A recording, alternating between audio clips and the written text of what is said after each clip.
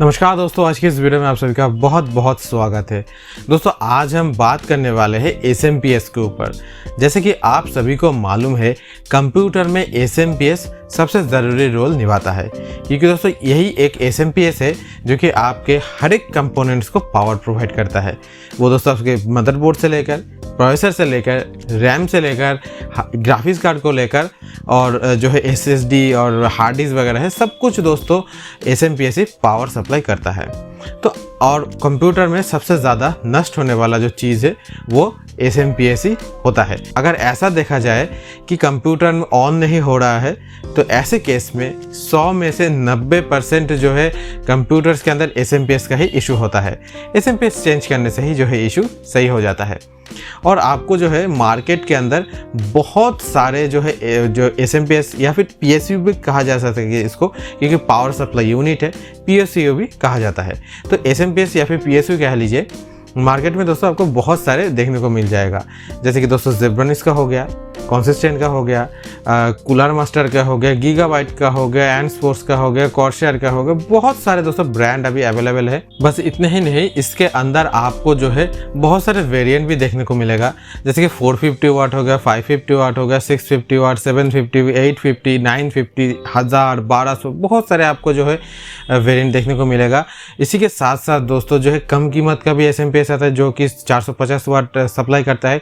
3000, 4000 के भी ऊपर दोस्तों आपको ऐसे भी SMPS देखने को मिल जाएगा, जिसके अंदर भी आपको जो है 450 वाट का ही पावर सप्लाई आउटपुट देखने को मिलेगा। तो दोस्तों क्या अंतर है ये 600 रुपये वाला और 3000 वाला, और इसके बीच में भी दोस्तों देखा जाए तो 1000, 1200, 1500, 1800, 2000 के अंदर भी आपको जो है बहुत सारे 450 वाट का SMPS देखने को मिल जाएगा। कुछ दोस्तों नॉर्मल वेरिएंट होते हैं, कुछ के अंदर आपको जो है 80+ ब्रोंज सर्टिफाइड देखने को मिलता है। तो आपके लिए सबसे बेहतर SMPS कौन सा होने वाला है, आज हम इसी वीडियो के अंदर डिस्कस करेंगे। सबसे पहले दोस्तों अगर आपको एक SMPS परचेस करना है आपके PC के लिए, तो हमें समझना पड़ेगा PC का जो है टोटल वोल्टेज कंजम्पशन या फिर वाटेज कंजम्पशन कितना होने वाला है।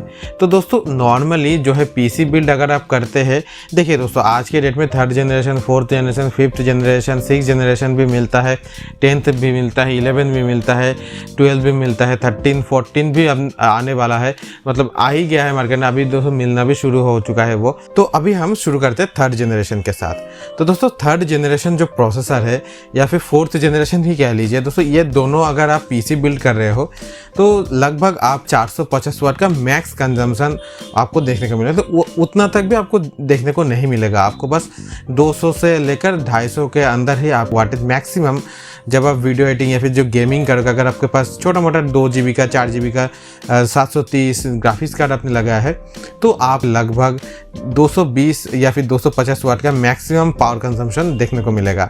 अगर दोस्तों आप 6th जनरेशन का प्रोसेसर भी यूज़ करते हो, तो 6th जनरेशन में जो है i3, i5, i7 का अगर यूज़ करते हो, तो उसके अंदर भी आप अगर ग्राफिक्स कार्ड लगाते हो जो कि दोस्तों 730 हो गए या फिर 1030 जो ग्राफिक्स कार्ड आते हैं, उसको अगर आप यूज़ करते हो तो आपको 200 से लेकर 400 के अंदर वोल्टेज या फिर वाटेज जो कंजम्पशन है वो देखने को मिलेगा। तो यहाँ पे दोस्तों आप बजट अगर आपका कम है, अगर आप पूरा ही बजट PC बिल्ड कर रहे हो, तो दोस्तों आप 600 रुपये, 500 रुपये के अंदर दोस्तों बहुत सारे जो है SMPS आते हैं, उनको यूज़ कर सकते हो।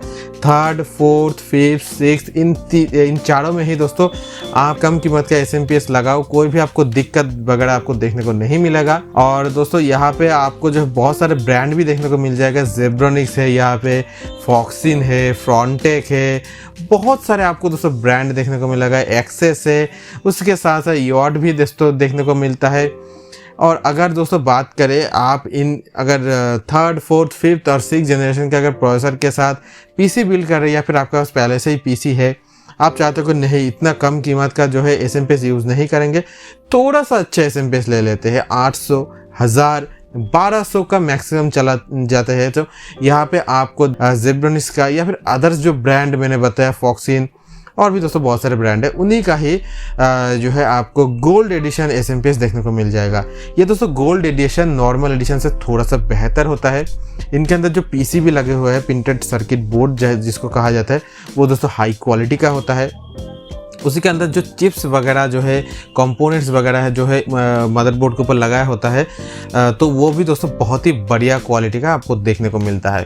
तो यहाँ पे चांसेस बहुत ही ज़्यादा कम होता है कि जो वोल्टेज आउटपुट होगा या फिर वाटेज जो आउटपुट आपको देखने को मिलेगा चीपेस्ट क्वालिटी का जो एसएमपीएस है उसके अंदर। और ये जो आपको गोल्ड एडिशन का जो 1200 रुपये के अंदर जो है एसएमपीएस आप अगर लेते हो तो उसमें जो है ज़्यादा आपको जो फ्रैक्चुएशन देखने को नहीं मिलेगा, स्टेबल पावर सप्लाई आपको देखने को मिल जाएगा। अगर दोस्तों आप 6th जनरेशन के प्रोसेसर के ऊपर ज़्यादा अच्छा जो ग्राफिक्स कार्ड अगर लगा तो मान लीजिए कि दोस्तों 1650 हो गया, या फिर उससे थोड़ा सा कम अगर देखें तो वो भी ले सकते हो, या फिर उसके ऊपर अगर जाना चाहते हो तो 1660 सुपर हो गया। तो अगर ये सब ग्राफिक्स कार्ड आप 6th जनरेशन के प्रोसेसर के साथ यूज़ करना चाहते हो तब तो दोस्तों आपको अच्छे वाले जो एसएमपीएस है उसके तरफ ही जाना पड़ेगा। दोस्तों अच्छे जो एसएमपीएस आते हैं उसके अंदर आपको जो है गीगाबाइट देखने को मिल सकता है, उसी के साथ आपको कूलर मास्टर देखने को मिल जाएगा, कॉर्सर देखने को मिल जाएगा, एंड स्पोर्ट्स देखने को मिल जाएगा, एंटेक भी देखने को मिल जाएगा। तो आप इन सभी जो एसएमपीएस है आप पीसी के अंदर तभी लगाओ जब आप कम कीमत का पीसी बिल्ड कर रहे हो और उसके अंदर ग्राफिक्स कार्ड लगा रहे हो, तब दोस्तों आप 450 वाट का ही लीजिए। जो मैंने बताया गीगाबाइट, कूलर मास्टर, कॉन्सिस जो है कॉर्सर, इन सभी ब्रांड का जो है आप एसएमपीएस ले सकते हो 450 वाट का। अगर दोस्तों आप आपके पीसी के अंदर राइजन के या फिर इंटेल के ही जो है लेटेस्ट जनरेशन प्रोसेसर यूज़ कर रहे हो आपके पीसी को बिल्ड करने के लिए, तब तो दोस्तों आपको कुछ बात का ध्यान रखना पड़ेगा। जैसे कि दोस्तों आपको पहले ध्यान रखना है आपके बजट का। आपका बजट दोस्तों जैसा होगा उसी के हिसाब से पीसी बिल्ड करोगे। तो मान लीजिए दोस्तों आपने ऐसा एक लो प्राइस का बजट सेट कर लिया है जहाँ पे आप सोच रहे हो कि चलो एक काम करते हैं, जो है कम कीमत का एक कैबिनेट लगा लेंगे, कम कीमत का जो है एसएमपीएस लगा लेंगे, मदरबोर्ड, प्रोसेसर, रैम वगैरह सब कुछ बहुत ही बढ़िया लेंगे हम। दोस्तों ये आपकी ज़िंदगी का बहुत बड़ा भूल होने जा रहा है।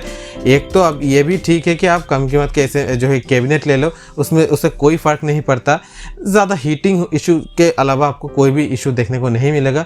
लेकिन अगर आपने अच्छा जो है हाई एंड जनरेशन का जो है मदरबोर्ड और प्रोसेसर यूज़ किया है तो उसके अंदर अगर कम कीमत का जो है एसएमपीएस यूज़ करने जा रहे हो तो दोस्तों आपका एसएमपीएस ज़्यादा वोल्टेज तो देखिए वो भी दोस्तों 450 वाट का ही होगा। आप 600 रुपये का लेते हो या फिर 1200 रुपये का लेते हो, लेकिन दोस्तों उसमें आपको ये दिक्कत आएगा कि जो है ज़्यादा वोल्टेज आउटपुट के वजह से जो है एसएमपीएस ज़्यादा ओवरहीट होगा। और एसएमपीएस जब ओवरहीट होता है तो दोस्तों वो फटता है, कंप्यूटर के अंदर ही दोस्तों पटाखे की तरह ब्लास्ट करता है।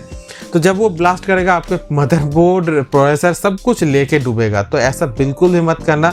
देखिए दोस्तों अगर आप हाई एंड लेटेस्ट जनरेशन के प्रोसेसर यूज़ कर रहे हो तो आप दोस्तों जो है 1200 के ऊपर जो है आपको एसएमपीएस देखने को मिलता है वही परचेस कीजिए। अगर दोस्तों आपका बजट दोस्तों बहुत ही लिमिटेड है तो दोस्तों कोशिश कीजिए 2000 के अंदर ही आपको दोस्तों बहुत सारे ब्रांड का एसएमपीएस मिल जाएगा। जैसे कि दोस्तों जेब्रोनिक्स हो गया या फिर कंसिस्टेंट हो गया, फॉक्सिन दोस्तों है, इसी बिल्ड के अंदर आप बना सकते हो, इनके एसएमपीएस ले सकते हो। 800 वाट भी दोस्तों इसी बजट के 2000 के अंदर ही 800 वाट आ जाता है, या फिर 600 वाट जो है वो भी दोस्तों 2000 के अंदर ही आपको बहुत सारे ब्रांड का देखने को मिलेगा। तो वो यूज़ करना दोस्तों 600 रुपये के एसएमपीएस से बहुत ही बढ़िया है, क्योंकि उसके अंदर हो सकता है आपको ज़्यादा स्टेबल वोल्टेज आउटपुट देखने को ना मिले, फिर भी दोस्तों जो है वो एसएमपीएस ज़्यादा हीटिंग इशू नहीं करेगा क्योंकि उसके अंदर इनफ पावर है आपके पीसी को पावर सप्लाई करने का। और अगर आप दोस्तों उसी एसएमपीएस के साथ, मैं तो 2000 के अंदर की बात कर रहा हूँ, अगर आप ग्राफिक्स कार्ड भी लगाते हो तो उसके अंदर आपको ग्राफिक्स कार्ड के लिए अलग से पोर्ट भी देखने को मिल जाएगा, जिससे आप अपने ग्राफिक्स कार्ड को पावर भी कर सकते हो। उसी के साथ साथ दोस्तों अगर मैं बताऊँ कि जो है अगर आप अच्छे वाले ग्राफिक्स कार्ड लगा रहे हो, 3050 हो गया, 3060 हो गया, या फिर उसके ऊपर अगर आप ग्राफिक्स कार्ड यूज़ कर रहे हो, Ryzen 7 यूज़ कर रहे हो भाई, और i7 का जो है लेटेस्ट जनरेशन यूज़ कर रहे हो, तब तो दोस्तों छोड़ ही दो। इन एसएमपीएस के द्वारा ऐसा ये भी चला के देगा, लेकिन रिस्क कौन लेगा भाई।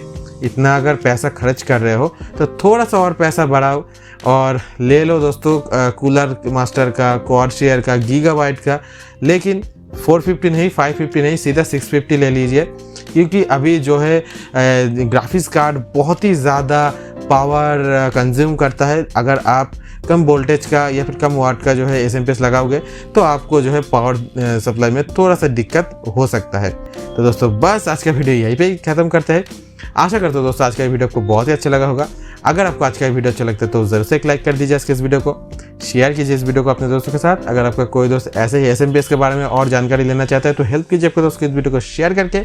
अगर आपको कोई भी क्वेश्चन है आज के इस वीडियो के रिलेटेड तो नीचे कमेंट कर दीजिए, कोशिश करेंगे आपके हर एक कमेंट का आंसर देने की। और हमारा ये जो अमेजिंग और इंटरेस्टिंग यूट्यूब चैनल है आवर टेक्नोलॉजीज को सब्सक्राइब करके जरूर से बेल आइकन दबा दीजिए ऐसे इंटरेस्टिंग और अमेजिंग वीडियो हर रोज़ देखने के लिए। दोस्तों मेरा नाम है सौरभ, अभी तक आप देख रहे थे आवर टेक्नोलॉजी का वीडियो। ये वीडियो यहीं पे खत्म होता है, मैं आपसे मिलता हूँ अगले वीडियो में।